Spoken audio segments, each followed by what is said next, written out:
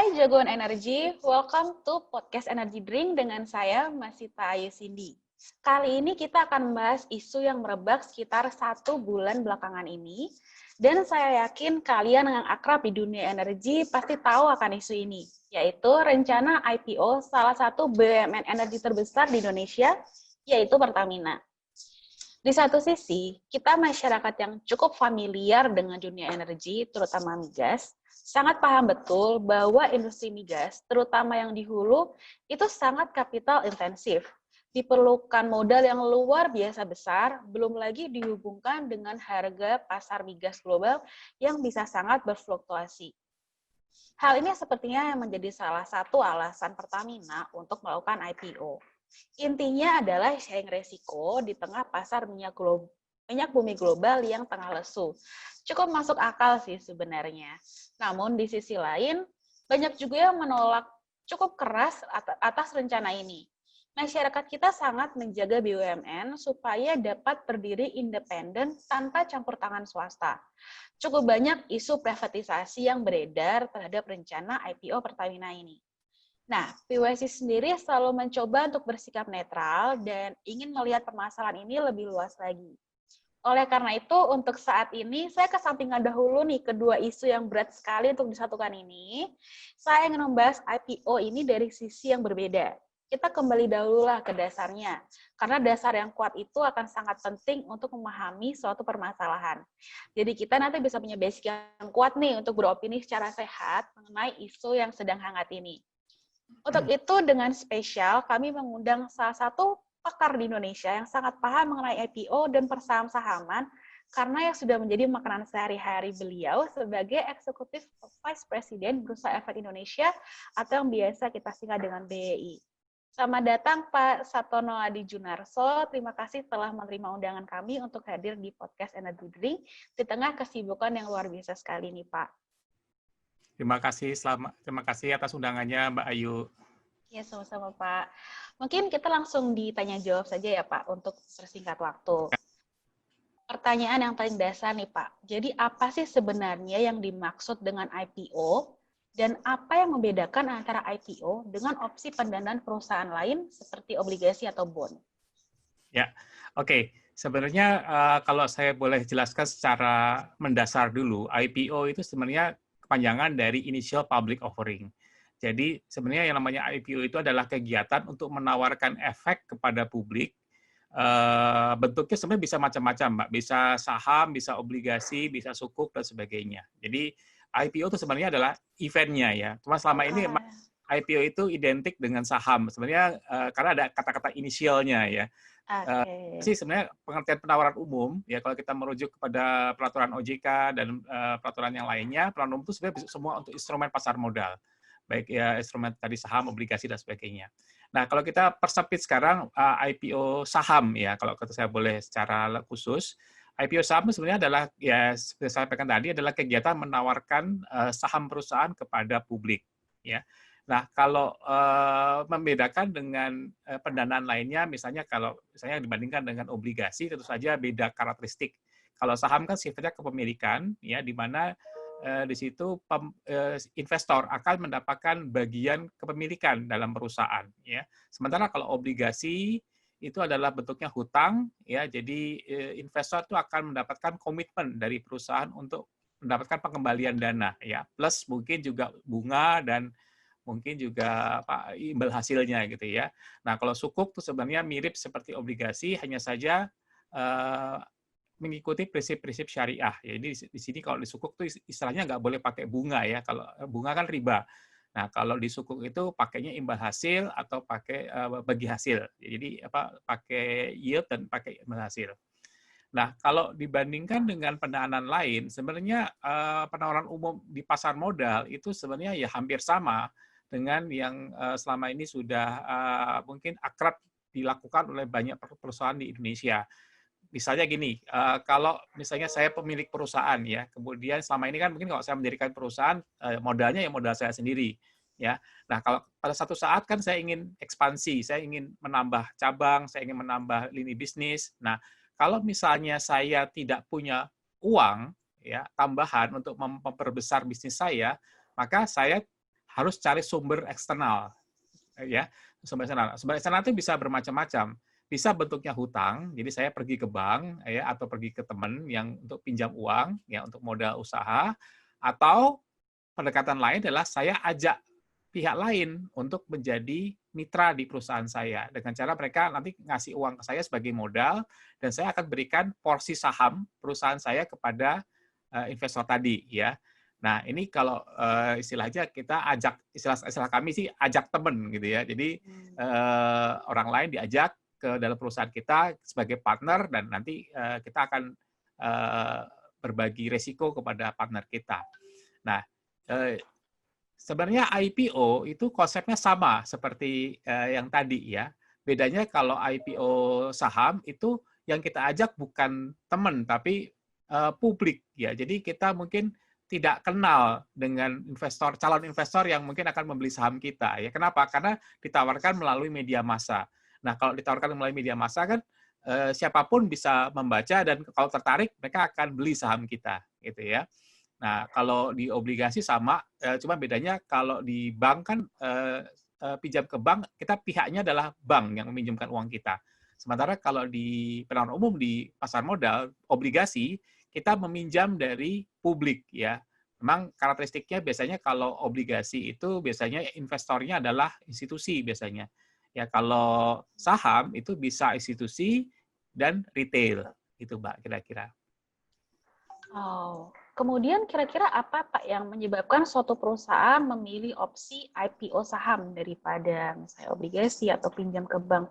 Apakah ada hal-hal yang apa ya lebih atraktif gitu, menarik dengan melakukan IPO itu Pak?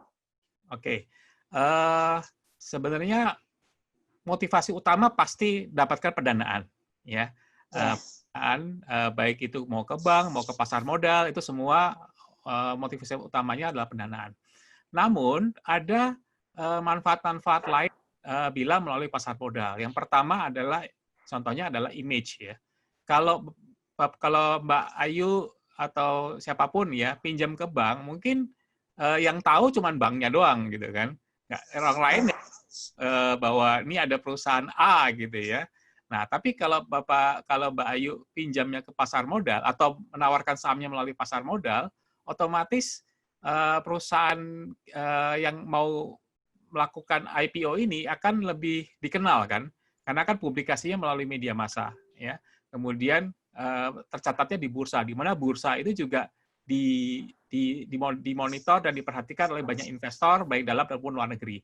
Otomatis image perusahaan akan lebih terkenal gitu. Kalau saya selalu bilang perusahaan yang masuk ke pasar modal tuh, Mbak, kita jadi selebriti. Tiba-tiba banyak orang yang kenal dengan perusahaan kita ya. Sebelumnya orang nggak tahu gitu ya. Jadi banyak kasus contoh kayak Chitose misalnya. Chitose itu kan awalnya sebuah perusahaan furniture di Bandung ya. Membuatkan untuk kantor gitu ya. Nah, waktu sebelum dia go public, orang nggak kenal Chitose gitu ya. Setelah go public, jangankan publik di dalam negeri ya, dalam negeri sudah akrab mungkin ya, terutama yang suka kondangan gitu ya, atau suka kantoran gitu ya.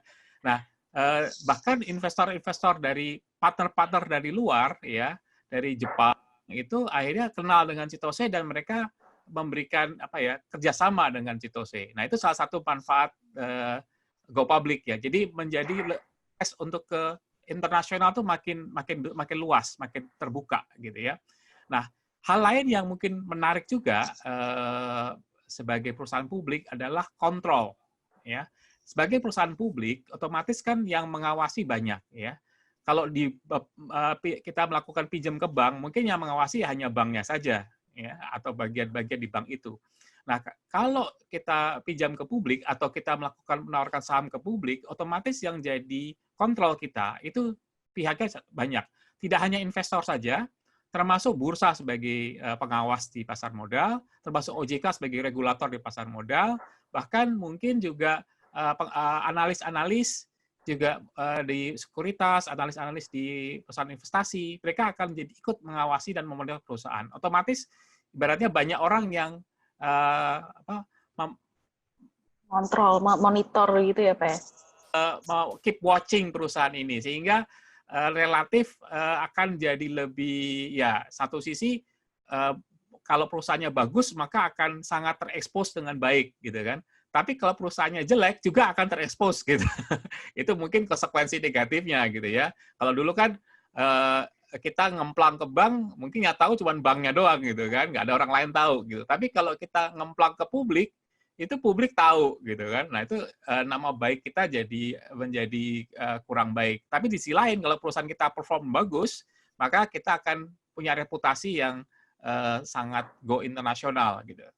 Ya, jadi itu manfaat yang lain. Manfaat lain juga adalah GCG. Kenapa? Karena perusahaan yang mau masuk ke public area itu kan wajib untuk memenuhi standar governance yang sangat tinggi, ya. Bahkan aturan governance di Indonesia sebenarnya itu sudah mengacu kepada aturan governance yang berlaku secara internasional. Jadi otomatis kalau memenuhi ketentuan governance di Indonesia, otomatis sebenarnya sudah siap untuk go internasional. Jadi itu salah satu kelebihan lain. Banyak juga sih, contoh kayak beberapa perusahaan yang go public ya, tujuan utama mereka sebenarnya bukan dana, mereka sudah cukup kaya raya gitu ya. Tapi mereka lebih mengedepankan governance, ya. Contoh kayak misalnya ya, mungkin kayak, nah ini juga mungkin bagi perusahaan keluarga misalnya ya, itu dengan governance yang lebih baik, harapannya perusahaannya akan lebih langgeng ya. Contohnya seperti Sido Muncul, itu wah kalau lihat dari ownernya mereka kaya gitu kan, nggak perlu uang gitu ya. Tapi karena ini perusahaan keluarga ya, si foundernya itu menginginkan perusahaan ini langgeng ya, menjadi legacy yang jangka panjang sehingga ribuan karyawannya itu punya masa depan yang lebih baik gitu ya, lebih terencana gitu ya. Nah, karena khawatir kalau sudah generasi kedua, ketiga ya, nanti akan timbul perpecahan keluarga ya, mulai ada masuk menantu, mulai masuk cucu menantu gitu kan. Versi rebutan, warisan dan sebagainya. Si founder ini itu menginginkan IPO. Anaknya sih nggak mau karena pusing gitu ya. Tapi ibunya, si foundernya itu menginginkan IPO ya. Jadi alhamdulillah sekarang menjadi satu perusahaan jamu yang survive kan. Iya. Sampai internasional bahkan Pak. Jamu pada collapse ya. Nah, perusahaan ini survive tetap ada sampai sekarang sih. Bahkan sudah inovasinya sampai ke mancanegara gitu ya. Itu salah satu manfaat juga dari go public. Mungkin manfaatnya banyak lagi sih, nanti kita kupas kalau kita menyinggung hal itu. Berarti kalau mungkin sedikit kelemahannya mungkin dari sisi kalau misalnya perusahaannya kurang sehat, itu lebih jadi terkenal lagi misalnya permasalahan di perusahaan itu ya Pak, karena sekarang kalau masuk IPO berarti jadi artis. Itu salah satu permasalahannya ya Pak. Sisanya sepertinya hal yang positif ya untuk masuk ke IPO itu. Makanya pentingnya governance tuh Mbak, jadi sehingga perusahaan terhindar dari masalah-masalah yang kurang baik ya, karena ya ibarat selebritis kan Mbak, salah dikit ya semua orang pada viral gitu kan. Betul Pak. Dan go public juga begitu ya, ada gugatan hukum sedikit ya itu langsung viral gitu kan. Ya kita lihat di koran kan isinya go public semua, jarang perusahaannya go public kecuali perusahaan yang sangat terkenal banget. Iya. Pertamina kan memang bukan perusahaan go public tapi terkenal. Iya, sangat. Untuk orang banyak gitu kan. Ya, tapi selain Pertamina, ya perusahaan-perusahaan yang viral di media massa kan ya kebanyakan perusahaan go public gitu loh. Makanya penting sekali perusahaan go public itu untuk menjaga kepercayaan publik ya dengan cara apa? Menjalankan governance dengan baik ya. Memang istilahnya apakah perusahaan go public itu otomatis akan selalu sukses?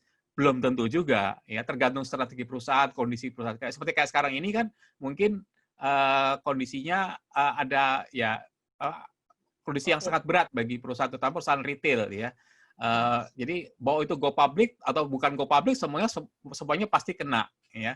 Tapi setidak-tidaknya memang perusahaan go public itu ada kewajiban ya untuk menjelaskan kepada investornya, kepada publik kondisi yang terjadi dan apa yang mereka mau lakukan, strategi apa yang mereka harus lakukan gitu loh. Jadi ada sedikit dorongan yang lebih. Mungkin kalau bukan perusahaan go public, diam-diam aja lah gitu kan, nggak ada yang tahu ini gitu. Tapi kalau perusahaan publik itu ada tanggung jawab moral ya untuk menjelaskan kepada investornya dan kepada publik, juga kepada regulator seberapa besar dampak pandemi ini kepada perusahaan dan kira-kira apa yang mau dilakukan perusahaan ke depan dan kira-kira strategi seperti apa yang mereka akan lakukan gitu ya. Jadi relatif mereka punya tanggung jawab moral. Ini yang mungkin kalau perusahaan non go public nggak ada nih tanggung jawab ini nih. Ya, lebih sih, tapi buat governance perusahaan akan lebih baik karena ada beban seperti itu gitu loh, Mbak. Jadi apa namanya? Ini mungkin yang juga menjadi motivasi atau dorongan ya. Kenapa mungkin pemerintah juga atau mungkin bukan cuma pemerintah sih, sebenarnya owner-owner perusahaan ingin perusahaannya go public karena ibaratnya gini, karena yang monitor banyak ya. Jadi si owner ini bisa tidur nyenyak lah gitu ya, karena dia nggak perlu khawatir perusahaannya akan aneh-aneh. Kenapa? Karena yang monitor banyak gitu loh ya. Jadi mungkin itu salah satunya. Mungkin dan satu lagi adalah mungkin pajak ya Mbak. Itu juga kan kalau perusahaan go public dapat insentif pajak ya, potongan gitu. lebih baik, lebih menarik lah daripada perusahaan yang bukan go public. Kemudian tadi Pak Sabto juga sempat mengatakan bahwa kalau perusahaan melakukan IPO saham berarti dia memberikan sedikit kepemilikannya kan Pak kepada masyarakat. Nah, kalau kita berbicara mengenai BUMN, apakah ada aturan khusus seperti minimal jumlah atau persentase saham BUMN yang bisa dijual di IPO saham itu, Pak? Karena kan kita tahu BUMN merupakan perusahaan milik negara. Jadi pada saat melakukan IPO pasti akan berikan haknya. Apakah sudah ada peraturan khusus mengenai hal itu, Pak? Ya, kalau mungkin kita merujuk ke peraturan di pasar modal dulu ya, Mbak ya. Jadi kalau di modal sebenarnya tidak ada aturan mengenai besaran saham yang dilepas ke publik ya, sebenarnya nggak ada. Namun kalau di peraturan di Bursa Efek Indonesia kami punya minimum ya, minimum saham yang dilepas itu antara 10 sampai dengan 20% lah gitu ya. Itu tergantung dari besar size perusahaannya ya. Kenapa kita harus minta minimum? Kita mintanya minimum nih Mbak, bukan maksimum. Kenapa harus minta minimum? Supaya ada likuiditas gitu loh. Jadi kalau kita tidak atur, nanti kan perusahaannya jadi tidak liquid. Kalau terlalu sedikit saham yang dicatatkan, artinya kan catatkan berarti kan yang dimiliki oleh publik ya. Maka transaksinya akan sangat minim sekali karena terkonsentrasi di pihak-pihak tertentu saja gitu ya. Kalau gitu filosofi untuk go public-nya menjadi esensinya jadi hilang ya. Makanya di aturan bursa kami mengatur minimum ya. Nah, kalau terkait dengan BUMN sebenarnya kita tidak secara khusus mengatur mengenai BUMN ya. Kalau saya boleh sampaikan sedikit ya, memang jumlah saham yang ditawarkan ke publik ini agak tricky ya. Artinya kalau terlalu sedikit ya tentu saja itu akan mempengaruhi likuiditas ya. Kalau terlalu banyak ini akan berpengaruh kepada kontrol perusahaan tentu saja ya. Nah, cuma juga kami biasanya sih kalau kami memberikan konsultasi kepada calon-calon perusahaan tercatat, perusahaan publik, sebaiknya memang tidak terlalu banyak untuk ini. Contoh gini ya, mekanisme menawarkan saham itu ada dua macam. Bisa dengan saham baru, ya. Jadi pemilik lama itu sebenarnya tidak berkurang sahamnya. Misalnya kalau sahamnya 100 gitu ya. Nah, kalau dia menawarkan saham baru artinya dia menerbitkan misalnya 50 saham baru ya. Nah, yang ditawarkan ke publik itu hanya 50. Jumlah saham dari pemegang saham lama itu tidak berkurang secara jumlah ya. 100. Tapi prosentasenya dia akan turun, dilusi, ya kan?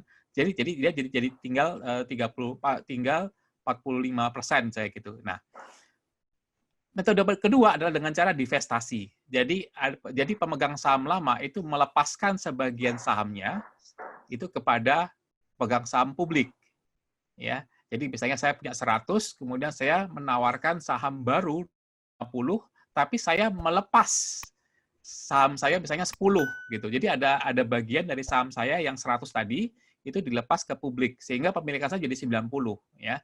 Nah, bedanya adalah kalau saham baru itu 100% uangnya masuk ke perusahaan. Ya kan? Nah, kalau kita divestasi, nah, saham divestasi ini saham uangnya akan masuk ke pemegang saham, bukan ke perusahaan. Makanya kami selalu menyarankan, kalaupun pemegang saham ingin divestasi, misalnya karena, wah ini saya sudah bangun perusahaan ini bertahun-tahun lah, bolehlah kita menikmati sedikit, ya, kita jual sahamnya sebagian, ya. Boleh aja, tapi kami sarankan untuk jangan terlalu banyak. Kenapa? Karena investor publik akan was-was nih, loh, ini memegang saham lamanya kok jual kepemilikannya, jangan jadi perusahaannya ya kan, dia mau keluar nih, exit nih. Jadi ya kan? mencurigakan malah ya Pak ya. Si barang bekas nih gitu kan. Nah, ini mungkin yang agak tricky ya. Nah, juga jadi pendekatannya ada dua ya, mau saham baru atau divestasi saham lama. Kembali ke tadi gimana ya, saya lupa Berapa ya. persen kira-kira Pak kalau BUMN itu, apakah ada peraturannya? Itu sebenarnya tergantung dari atensi dari tergantung dari beberapa hal. Pertama adalah jumlah dana yang diperlukan. Ya, kalau misalnya jumlah dana yang diperlukan banyak banget gitu ya, otomatis kan saham yang diterbitkan harus banyak ya, sehingga mungkin persentasenya akan juga besar. Ya. Kedua adalah kontrol ya, seberapa si pemegang saham lama bersedia membagi power-nya, membagi kontrolnya, gitu ya. Misalnya nih, saya pemegang saham lama, saya nggak mau perusahaan saya dikontrol terlalu jauh oleh pemegang saham publik, ya. Makanya yang saya lepas ya 15%, 20% gitu ya, nggak banyak supaya saya tetap menjadi ultimate shareholder, saya menjadi tetap controller shareholder, ya. Jadi walau saya go public, sebenarnya tidak perlu khawatir saya akan kehilangan perusahaan saya. Kenapa? Karena saya bisa batasi kepemilikan publik itu dengan cara mengatur jumlah saham yang dilepas ke publik. Ya, dari kami tidak ada maksimum, Mbak. Jadi mau berapapun sebenarnya bisa. Yang minimum tujuannya lebih untuk likuiditas aja supaya sahamnya itu tidak jadi saham tidur kalau bisa ya. Jadi itu dua hal itu. Jadi kembali kepada kebutuhan dana, ya berapa dana yang mau diperlukan untuk sesuai dengan tujuan go public. Yang kedua adalah seberapa besar kita mau membagi kontrol perusahaan. Ya, kalau kita rela nih, ya nggak apa-apalah, saya cuma 40%, artinya akan ada kemungkinan majority shareholders itu akan ya tidak sejalan dengan kita, kan gitu kan. Nah, itu adalah kondisi yang saya bilang hampir tidak pernah sih, Mbak. Tidak pernah ada founder yang mau kehilangan seperti itu. Gitu. Ya biasanya mereka waktu IPO, mereka biasanya hanya lepas maksimum hanya 20%. Maksimum. Ya. Kenapa? Karena mereka masih butuh dana ya, tapi saya juga tidak mau kehilangan kontrol atas perusahaan saya gitu ya. Memang saya berbagi, tapi berbagi dalam kapasitas saya kasih laporan kepada pemegang saham yang lain ya bahwa saya mau bikin gini gitu ya. Nah, saya akan terbuka dengan mereka. Ibaratnya kayak gini, Mbak. Kalau saya sih, sorry, mohon maaf nih, saya mungkin suka nyinggung ini. Ibaratnya kayak kita punya menikah dengan orang lain gitu ya. Waktu kita jomblo gitu ya, sendirian kan terserah kita mau ngapa-ngapain juga ya, kita mau kebalik kayak kita mau lari, kita mau jumpalitan, kita nggak ada yang peduli kan. Tapi begitu kita menikah dengan orang lain, kita punya istri, punya suami, kita kan harus berbagi dengan transparan dengan suami kita, dengan istri kita, kan? Jadi kita mau pergi ke mana, nggak ada yang larang. Tapi begitu kita punya pasangan, punya partner, kita harus ngomong dulu sama partner kita, kita mau ke sana ya, gitu kan. Kita mau ke sana ya, jangan, kita sana bahaya, sini aja. Nah, mulai ada komunikasi seperti itu, gitu ya. Itu bedanya ya. Kalau saya suka menganalogikan, karena ini analoginya agak kena nih, pas nih. Kita pakai analogi orang menikah gitu. Sama sih. Jadi kalau orang go public dulu founder suka-suka gitu kan. Bangun tidur mau tiba-tiba mau akuisisi perusahaan lain, ya silakan aja. Tapi begitu dia menjadi perusahaan publik, dia harus ingat nih, saya punya partner nih, ya saya punya mitra sekarang. Saya kalau mau melakukan sesuatu, saya harus minta persetujuan dulu sama partner saya gitu kan. Mereka setuju. Banyak lagi ya Pak. Bagaimana? Banyak lagi kan masyarakat, cuma 1-2. Rups kan gitu kan. Nah, memang ya itu salah satu dari mungkin negatif side ya. Lebih ribet, makanya dulu banyak founder juga beberapa founder mungkin yang visioner pengen go public, tapi yang nggak visioner mereka, aduh perusahaan publik mah ribet, saya jadi repot karena rupsnya harus ngundang banyak orang gitu ya. Yeah. Khawatir sih Mbak, kenapa? Karena perusahaan publik kan dibantu oleh banyak lembaga profesi penunjang ya, termasuk BAE ya. Nanti tinggal ini aja minta bantuan BAE untuk BAE itu Biro Administrasi Efek yang memanage, yang menata laksana pemegang saham publik ya. Nah, itu macam-macam sih. Ada perusahaan yang memanage sendiri pemegang saham publiknya, ada yang menggunakan jasa pihak lain yaitu BAE ya. Nah, itu tinggal kita bilang ke BAE aja, BAE, saya mau rups nih tanggal sekian, undang dong. Nah, itu nanti BAE yang akan membantu perusahaan untuk ya siapa yang berhak diundang, ya kemudian kapan mesti diundang. Nah, mereka kan bisa membantu perusahaan. Jadi sebenarnya repot kelihatannya memang, tapi sebenarnya kalau kita udah jalanin sih itu bagian dari apa ya, learning curve lah ya, jalan kehidupan. Kalau kita mau maju ya kita harus ada kita pressure ada. Ya sedikit kan gitu kan. Masa kita mau SD terus kan gitu kan. Kalau harus mulai SMP ya lebih susah pelajarannya gitu kan. SMA lebih susah lagi gitu. Mau kuliah lebih susah lagi kayak gitu. Itu konsekuensi kehidupan sih Kak, menurut saya sih. Kira-kira gitu Mbak. Menarik sih Pak ini berbicara mengenai seberapa besar kontrol juga, dan RUPS juga memang akan saya singgung sih setelah ini. Jadi sebenarnya IPO ini sejauh apa sih Pak dapat mempengaruhi keputusan internal perusahaan? Apakah dari jajaran direksinya saja atau bisa sampai detail teknis di internal perusahaan itu juga bisa dikontrol oleh pemegang-pemegang saham di IPO ini Pak? Oke. Kalau dari saya sih Mbak, kata kuncinya adalah pengendali. Ya. Jadi kalau ditanya seberapa jauh IPO ini akan mempengaruhi kebijakan di perusahaan, itu adalah kata kuncinya di pengendali. Kata pengendali. Sepanjang kendali, ya pengendalinya itu masih tetap si founder ya atau pemilik perusahaan lama, ya mestinya IPO itu tidak terlalu signifikan berpengaruh pada kebijakan perusahaan. Ya, contoh kayak tadi, kalau misalnya kita lepas hanya 20%, ya otomatis kan 20% itu secara suara ya tidak akan menang dibandingkan dengan yang 80% gitu kan. Artinya secara kebijakan sebenarnya pengendali masih masih punya power ya, minimal untuk mengusulkan. Memang untuk persetujuan memang ada tahapan dia harus menyampaikan kepada pemegang saham yang lain gitu kan, harus menyampaikan sebelumnya gitu ya, sebelum RUPS. Nah, namun biasanya sih secara fakta pengendali itu tetap yang pegang kendali lah gitu Mbak ya. Jadi sepanjang itu masih dipegang oleh pengendali sih mestinya tidak terlalu berdampak terlalu signifikan ya, apalagi kalau jumlahnya nggak signifikan gitu ya. Nah, yang kedua terkait dengan kebijakan misalnya direksi gitu ya, itu sama juga Mbak.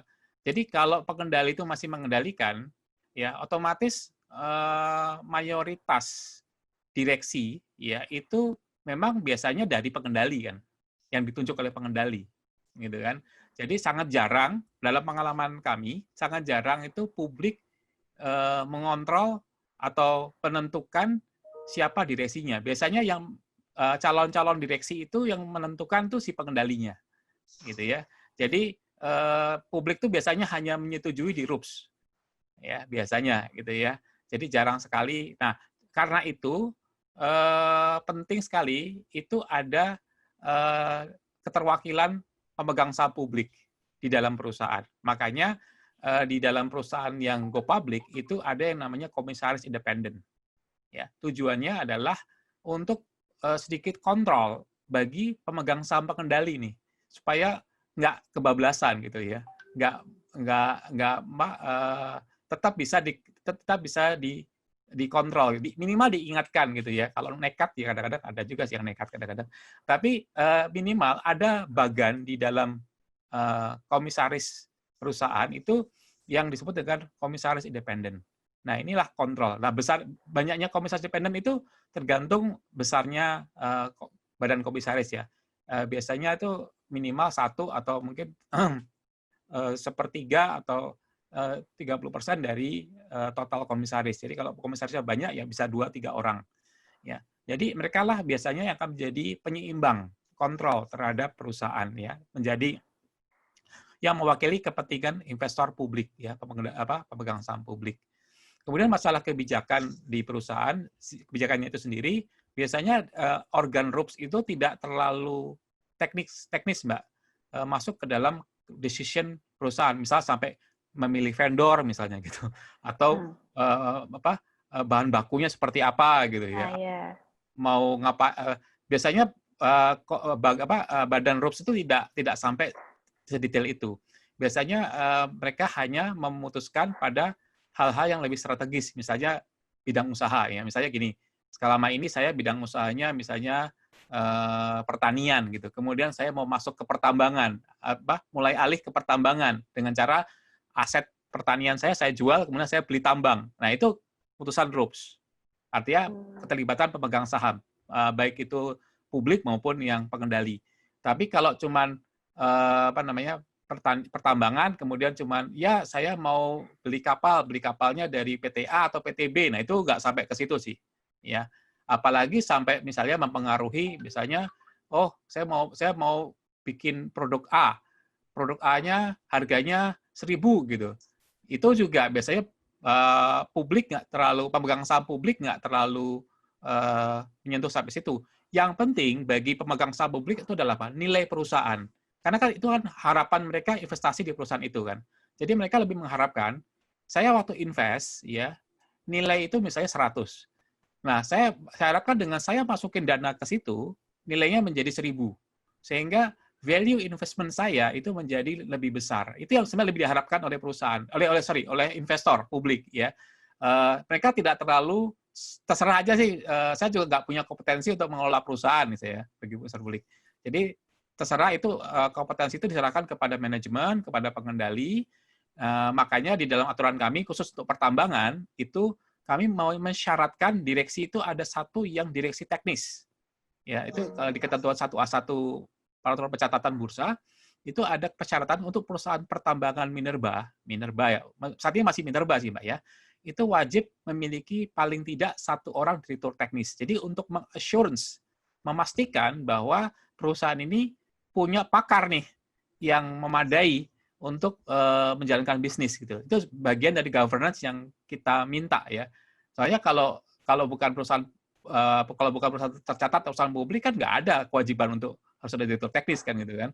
Nah, tapi kalau sebagai perusahaan tercatat itu kita wajibkan minimal dia punya minimal 1 orang direktur teknis. Direktur yang memahami mengenai bisnis perusahaan. Gitu, Mbak.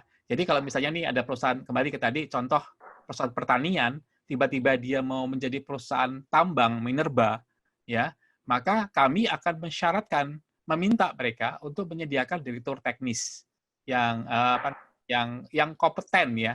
Jadi direktur teknisnya pun juga harus disertai dengan sertifikasi dari asosiasi-asosiasi terkait ya. Kalau minerba sih kami bekerjasama dengan Perhapi IAGI ya. Kita punya perjanjian kerjasama untuk mengakses gitu ya. Jadi yang mengakses bukan kami, tapi Perhapi IAGI yang akan mengakses direktur teknis ini apakah sudah cukup memadai nggak untuk bisnis seperti itu gitu ya. Kurang lebih seperti itu, Mbak. Kalau mengenai RUPS nih Pak, sebenarnya siapa sih Pak yang bisa mengikuti RUPS ini? Maksudnya apakah harus bisa membeli berapa persen sahamnya? Atau bagaimana Pak untuk aturan mengikuti RUPS ini Pak? Sebenarnya setiap orang ya membeli 1 lembar saham pun sebenarnya udah masuk pemegang saham, gitu kan? Cuman kan memang ada istilahnya pemegang saham yang kecil, yang saya lupa istilahnya, pemegang saham utama ya. Itu kalau kurang dari 3%, ya. Itu sebutnya kita pemegang saham minoritas sebutnya, ya pemegang saham minoritas. Tapi semua itu yang beli even 1 lembar saham pun, ya itu sebenarnya berhak untuk mendapat ikut RUPS. Hanya saja suaranya mungkin tidak signifikan. Ya, kalau 1% itu mungkin hanya 0,00 sekian. Dan Iya, betul sekali. gini, tapi kalau di kami sih kan satu lot perdagangan kami kan 100 lembar ya. Dulu kami 500, sekarang kami 100 lembar, satu lotnya. Jadi kalau mau beli saham satu lot berarti 100 lembar itu sebenarnya sudah pemegang saham sih, Pak. Dan itu sebenarnya berhak untuk mengikuti RUPS. Hanya saja mungkin suaranya mungkin nggak terlalu signifikan mempengaruhi keputusan RUPS. Karena apa? Karena persentasenya mereka sangat kecil, kecuali ya pemegang saham publik minoritas ini bisa menggalang pemegang saham lain gitu loh untuk setuju dengan usulannya. Nah, itu bisa menjadi suara yang lebih besar gitu, Mbak. Berarti semuanya sebenarnya bisa untuk benar-benar memang bisa ikut RUPS-nya gitu ya Pak, untuk melihat bagaimana performa perusahaannya benar-benar terbuka seperti itu iya. ya Pak? Bisa. Nah ini, saya tertarik tadi kan sempat mention mengenai BUMN ya, mengenai kontrol BUMN. Ya, mungkin kita kalau spesifik mengenai BUMN, kalau saya boleh jadi BUMN itu punya dua karakter ya yang ada sekarang yang sudah listing saat ini ya, BUMN dan BUMD ya. Saya tambahkan BUMD. Oh, boleh. Kalau di BUMN kan kontrol itu kan pertama yang penting kan tadi kuncinya di pengendalian kan. Bisa disampaikan pengendalian ya. Nah, pengendalian itu bisa dilakukan dengan dua cara ya. Kalau umumnya perusahaan itu mengendalikan dengan cara apa? Menguasai persentase yang lebih banyak. Ya, artinya dia kalau ingin mengendalikan ya dia harus memiliki saham yang lebih banyak daripada pemegang saham lain. Itu cara mengendalikannya. Itu umum ya, secara umum. Sebuah perusahaan swasta pun seperti itu ya. Nah, khusus untuk BUMN itu punya pendekatan lain, yaitu pendekatan tambahan, yaitu melalui anggaran dasar. Ya, jadi perusahaan-perusahaan BUMN biasanya mereka punya anggaran dasar yang agak unik dibandingkan perusahaan yang swasta biasa. Ya, mereka di anggaran dasar mereka mengenal yang namanya pemegang saham yang extraordinary. Kalau istilahnya umumnya adalah saham dwiwarna. Ya, saham dwiwarna itu kan ada merah putih gitu ya. Itu unik, karena walaupun dia nyebutnya hanya memiliki satu saham, tapi kalau saham dwiwarna itu punya power yang lebih tinggi ketimbang pemegang saham lain. Ya, contoh pemegang saham dwiwarna, which is saat ini adalah pemerintah Republik Indonesia ya di beberapa BUMN maupun yang afiliat BUMN itu dia berhak menentukan direksi, ya, dia berhak menentukan direksi dan komisaris perusahaan itu, satu, ya. Kedua, dia berhak menyetujui atau menolak tindakan korporasi perusahaan, misalnya mau akuisisi atau mau dia jual aset atau dia mau diakuisisi gitu ya, itu pemegang saham dwiwarna berhak menolak atau menerima, ya, walaupun mungkin dia secara persentase jumlah saham dia tidak banyak ya, tapi karena ada saham dwiwarna di mana karakteristiknya adalah full controller ya, itu dia punya hak seperti itu ya. Nah, bagaimana dengan pemegang saham lain? Ya, pemegang saham lain harus terima kondisi itu ya. Kalau nggak terima jangan beli gitu kan. Jangan masuk gitu kan. Jual aja sahamnya. Karakteristik dari Mbak ya. Nah, ada karakteristik lain yang ketiga, yaitu ya dengan namanya saham dengan istilahnya seri A, seri B. Ya, itu biasanya saat ini dipraktekkan di beberapa di BUMD. Ya, mungkin kalau boleh sebutin misalnya kayak Bank Jabar gitu ya, Bank Jabar, Bank Jatim, ya itu kan BUMD ya, memiliki Pemda. Ya, kita bicara Pemda ini bukan cuma Pemda provinsi, Mbak, tapi Pemda seprovinsi itu, termasuk Pemkop, Pemkap, gitu ya. Oh, oke, baik. Saham dari Bank Jabar, Bank Jabar, Bank Jatim. Ya, nah mereka punya yang namanya mekanismenya adalah menggunakan seri A, seri B. Jadi pemegang saham Pemprov, Pemda itu seri A, publiknya itu seri B. Nah, yang menarik adalah seri A ini punya kewenangan yang sama seperti dwiwarna. Jadi bisa menentukan direksi, bisa menentukan menyetujui atau menolak tindakan korporasi, bisa dan sebagainya. Ya, jadi tetap power itu ada di Pemda, walaupun ada share publiknya. Gitu. Ini yang menarik nih ya. Mungkin kalau di luar negeri mirip kayak dual class share, tapi ya agak beda sih kalau dual class share. Tapi ini adalah seri A, seri B, di mana seri A-nya itu hanya dimiliki oleh Pemda. Dan yang menarik adalah di dalam anggaran dasar mereka mengatur bahwa saham seri A itu hanya boleh dibeli oleh sesama pemegang saham seri A.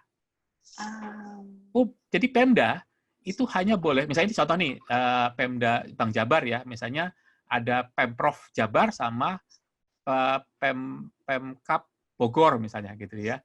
Nah, Pemkab Bogor butuh dana, dia mau jual saham Bank Jabar nih, ya. Nah, itu dia nggak boleh jual di pasar. Publik.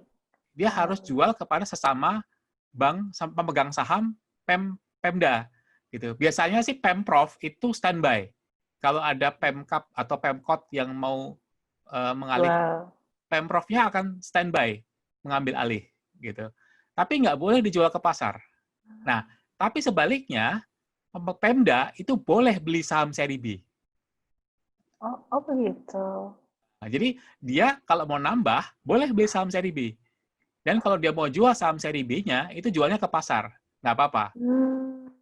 Gitu ya. Tapi publik hanya boleh beli saham seri B, nggak boleh beli saham seri A. Menarik juga, Pak. Itu ada hitam di atas putihnya, Pak, untuk peraturan itu. Ya, Mbak.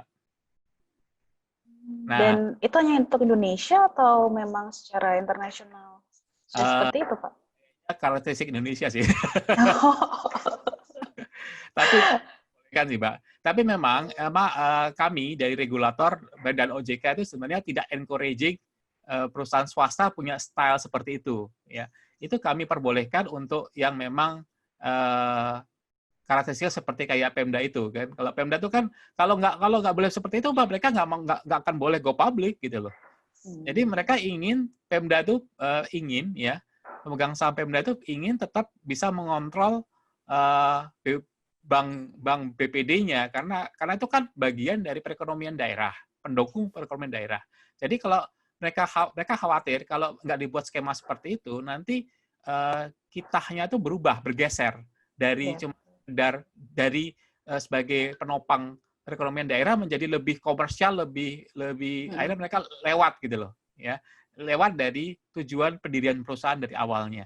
Nah, itu mereka khawatir seperti itu. Makanya diperbolehkan skema seperti itu. Tapi kami sih tidak encouraging swasta punya skema seperti itu. Betul.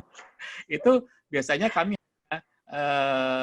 berlaku untuk baik BUMD maupun BUMN. Ya, kalau BUMN biasanya pendekatannya pakai dwi warna, kayak saham dwi warna, gitu ya. Tapi intinya sama dengan mengunci di anggaran dasar. Jadi anggaran dasarnya mereka dikunci supaya kontrol itu tetap kontrol itu ada tetap di pemerintah sebagai pemegang saham utama, itu pemegang saham pengendali, maaf saya. Itu, Mbak, kira-kira. Kalau performa BUMN sendiri, Pak, yang sekarang sudah melakukan IPO itu seperti apa sih, Pak? Rata-rata pasti akan berbeda-beda ya. Cuman secara umum itu apakah semakin membaik atau bagaimana, Pak, untuk BUMN yang sudah melantai di bursa ini, Pak? Saya tidak akan bedah satu-satu ya BUMN. Iya, rata-ratanya saja, Pak. Langsung maupun yang anak perusahaan BUMN ya.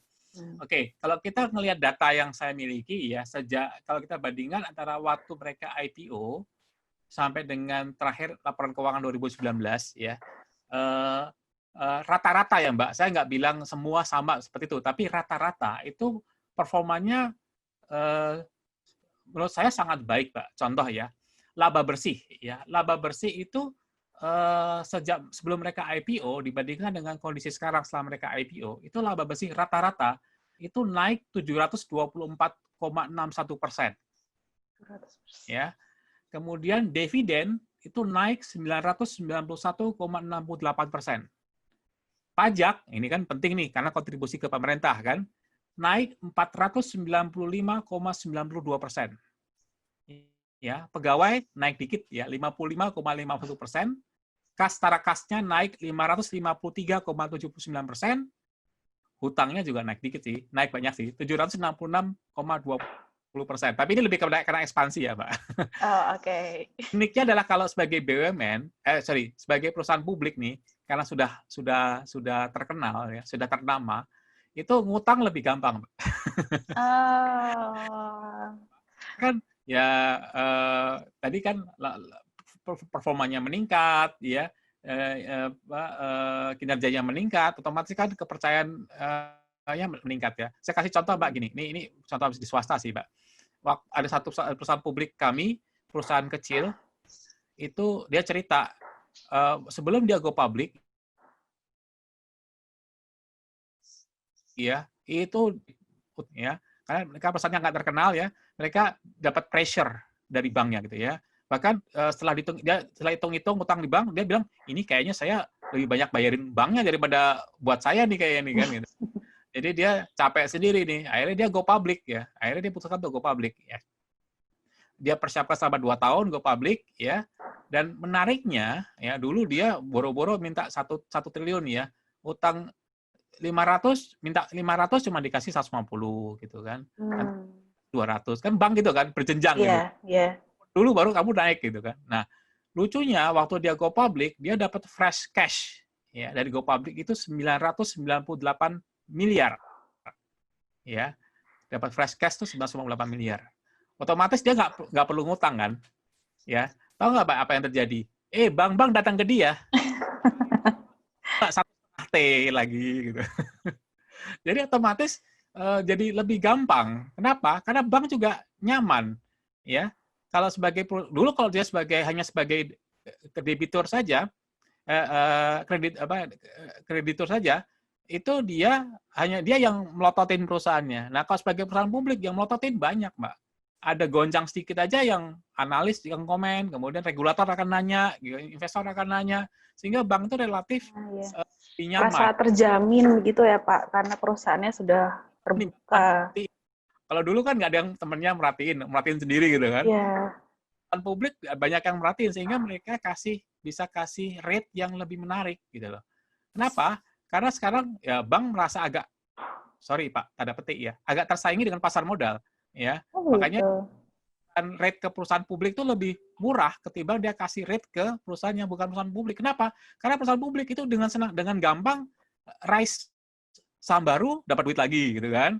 Dia bisa tukarin obligasi dapat duit lagi gitu. Jadi mereka menjadi kompetitif. Bank itu menjadi pasar modal ya. Sehingga dia bisa kasih misalnya fix selama 3 tahun gitu, 5 tahun gitu. Kenapa? Karena kalau nggak dia kasih fix 5 tahun, nanti si emiten terbitin obligasi 5 tahun fix loh, Mbak, rate-nya.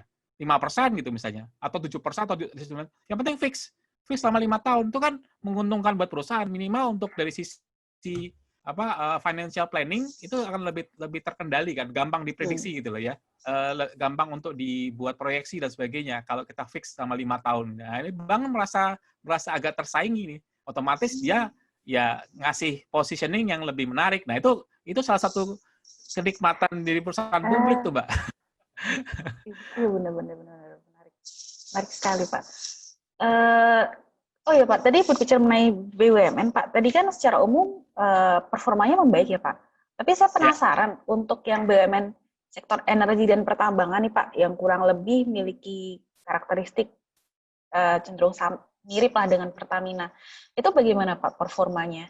Dan apa yang bisa kita pelajari dari keputusan mereka untuk go public atau IPO itu, Pak? Iya, oke, sektor pertambangan ya Mbak. Ini kalau kita lihat kinerjanya sejak IPO, rata-rata masih tumbuh Mbak, antara 15 sampai 20%. Jadi kalau pertambangan tuh contohnya kayak, emang nggak ada yang seperti kayak Pertamina sih Mbak. Kita tuh ada yang sudah listing BUMN kan Antam, ya, Elsa, PTBA, dan TID. Ya, itu rata-rata masih tumbuh antara 15 sampai 20% untuk revenue. Ya, untuk aset masih tumbuh antara 6 sampai 15 sampai hampir 16%.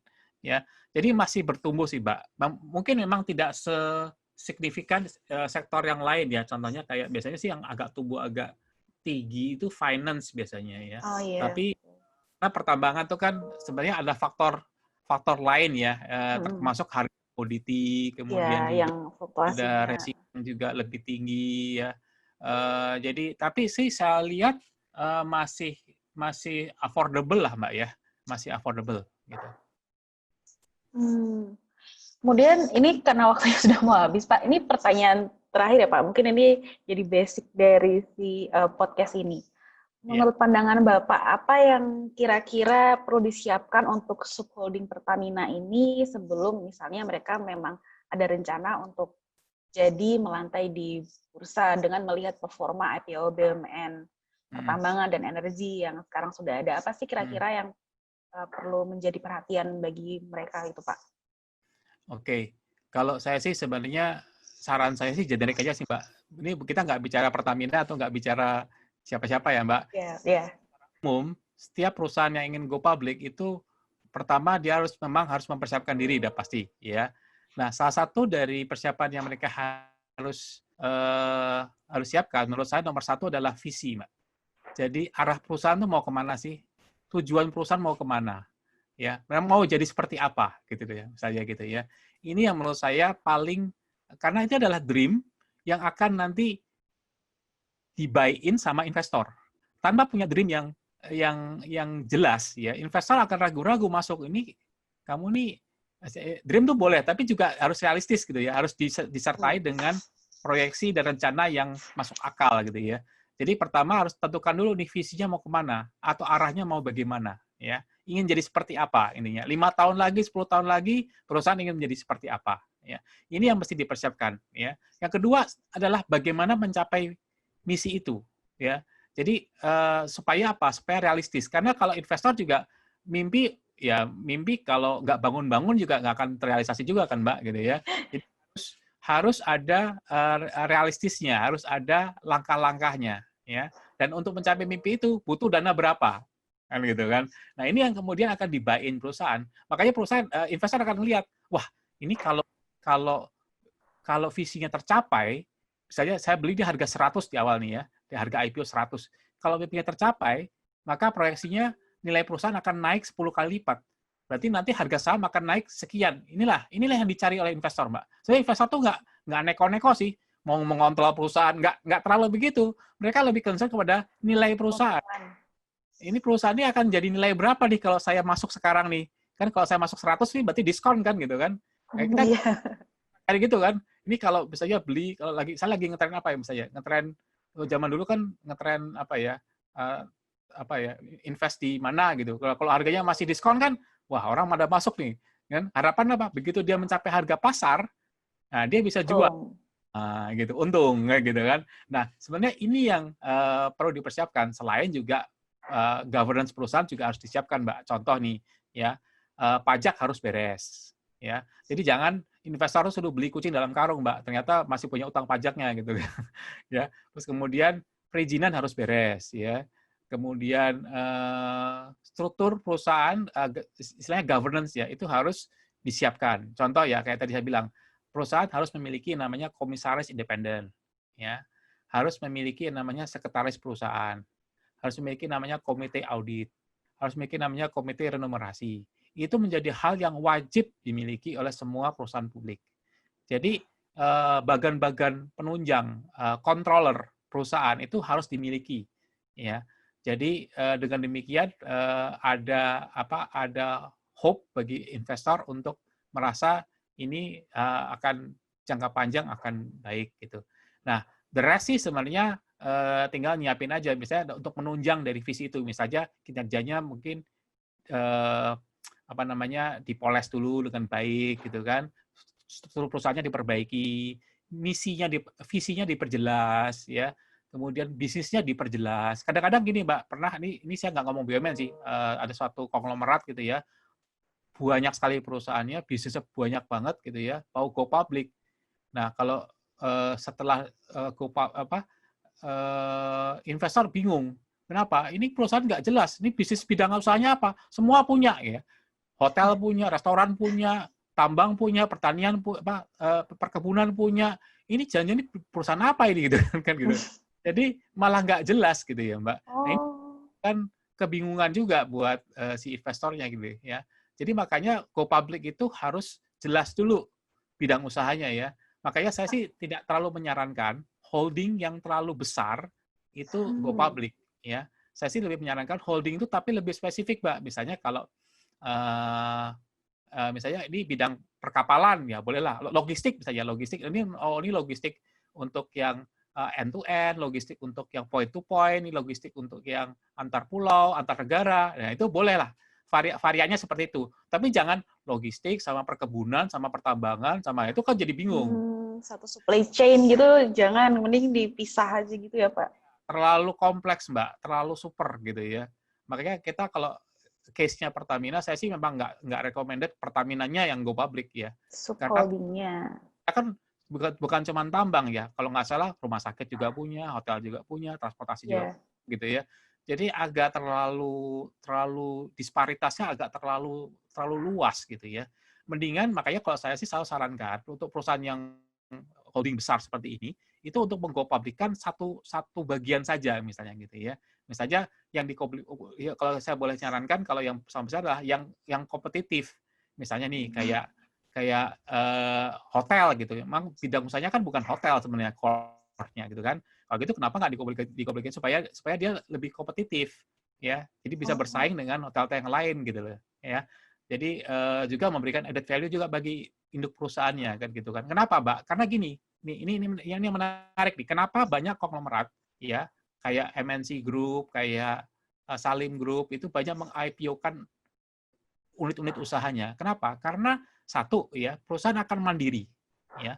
Kalau belum go public, kalau mereka butuh dana, mereka pasti akan minta ke induk kan. Iya betul. Saya mau ekspansi, mau beli kapal, mau beli ini, mereka pasti minta ke induk karena dalam ini pemerintah minta disuntik kalau ya kayak anak, ya memang anak perusahaan gitu ya Pak. Kan. Nah, lama-lama pemerintah ya repot juga kan gitu. Nah, kalau dia perusahaan publik nih, menariknya apa? Dia bisa karena bapaknya bukan cuma satu sekarang, bapaknya banyak sekarang, ya kan? Bisa bapak yang satu udah kelimpungan minta bapak yang lain gitu. Dengan cara apa? Atau minta cari bapak baru gitu. Baru gitu kan. Gitu. Jadi peluang untuk mendananya lebih luas ketimbang bukan perusahaan publik kayak gitu kan. Karena dia bisa mencari bapak. Ini kalau kau saya nggak dikasih, saya minta bapak saya baru nih kan gitu. Sumber dananya banyak. Ya, itu satu. Kedua, nilai perusahaan, ya perusahaan publik biasanya nilainya akan naik. Kenapa? Karena waktu dia belum go public, gimana sih cara menghitung nilai perusahaan? Paling dari nilai buku kan. Nilai buku kan ya gitu-gitu aja, nggak akan berubah nilai buku ya, kecuali berdasarkan depresiasi misalnya. Tapi kalau perusahaan publik kan ada harga saham. Jadi selain nilai buku, ada harga saham. Nah, kalau harga sahamnya naik, itu nilai perusahaan naik loh, Mbak. Dampaknya apa? Nanti kontribusi secara valuasi, kontribusi kepada induk itu akan jadi naik juga otomatis. Nah, kalau valuasinya naik, bargain position perusahaan terhadap perbankan misalnya atau kepada kreditur yang lain itu akan naik juga. Dia bisa bilang, kalau dulu kan kalau pinjam uang ya kita agak nunduk-nunduk dikit kan, lu ya kasih dong gitu kan. Tapi kalau valuasi kita naik nih Mbak, kita bisa agak sombong sedikit nih, gitu kan. Ini kalau kamu nggak pinjam dariku, saya cari yang lain loh. Banyak yang mau. Biasanya punya high position yang lebih tinggi gitu. Ya, ini yang menarik nih ya, perusahaan publik itu gitu ya. Mulai punya gengsi sedikit lah gitu ya. Nah, gitu.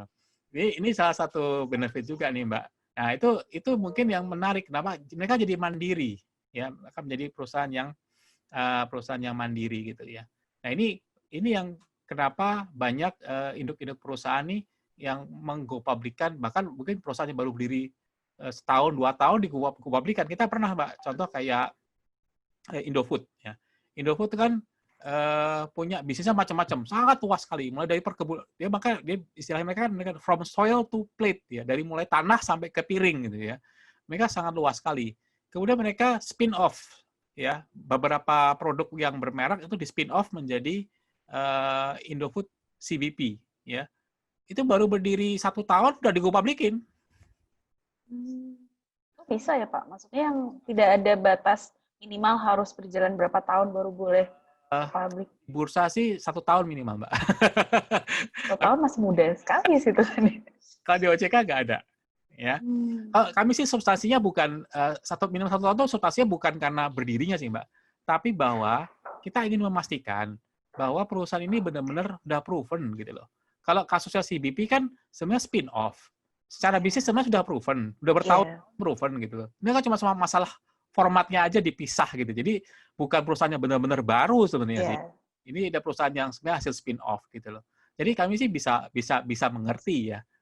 Walaupun mereka mereka hanya setahun lah gitu istilahnya. Tapi kita tetap perbolehkan. Kenapa? Karena secara substansi ya, kita tuh persyaratannya bukan cuma secara formalitas, Mbak, secara substansi yang penting. Secara substansi dia sudah proven, makanya kita perbolehkan. Kira-kira gitu, Mbak. Mungkin kalau saya ada yang miss, sorry ngalor gitu saya. Enggak, Pak. Terima kasih banyak Pak Sabto atas waktunya. Sangat sekali memberikan informasi baru bagi saya terutama, dan saya yakin juga informasi ini tuh akan sangat berguna bagi kami untuk lebih paham. Sangat paham sekali sih Pak sekarang mengenai IPO itu seperti apa, kemudian impact-nya untuk perusahaan yang melantai di bursa itu seperti apa. Jadi harapannya nanti kami akan lebih bijaksana nanti untuk melihat isu IPO ini. Sekali lagi terima kasih ya Pak untuk waktunya. Sama-sama. Ya.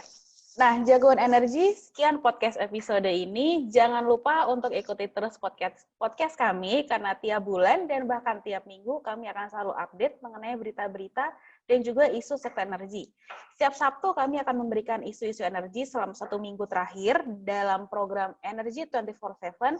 Jadi buat kalian yang malas membaca tapi mau selalu terupdate, bisa sering-sering cek ke podcast kita. Untuk update kegiatan PYC juga gampang kok, tinggal follow sosial media kita semua. Kita punya Instagram, Facebook, LinkedIn, kita punya semua, jadi bisa dicek. Thank you lagi buat semua yang sudah mendengarkan sampai akhir, and see you on the next podcast. Dadah!